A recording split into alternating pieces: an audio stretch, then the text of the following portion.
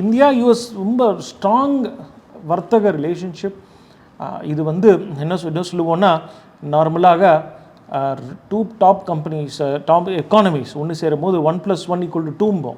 ஆனால் இந்த 2 பேரும் ஒன்று சேர்ந்தாங்க அப்படின்னா 5 அப்படின்ற லெவலுக்கு growth, win win situation to both the countries.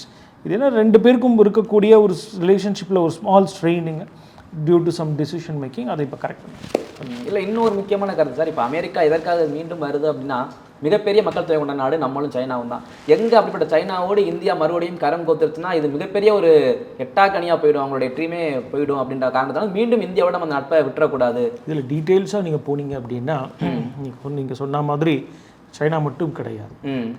நம்ம வந்து தெரிந்த விஷயம் வந்து ஜென்ரலாக இந்த யூரோப்பியன் யூனியன் ட்ரேட் டீல் மற்றக்கூடிய அந்த ஆஸ்பெக்டாக இருந்தால் கூட, நம்ம லாங்காக ஒரு 6 மாதமாகவே வெவ்வேறு நேரத்தில் வெவ்வேறு கமிட்டி இந்தியாவிலேருந்து போய் அந்த யூஎஸில் இருக்கிற லீடர்ஸ் எல்லாரையுமே நம்ம ஒரு கன்வின்ஸ் பண்ணி கையில் எடுத்திருக்கோம்.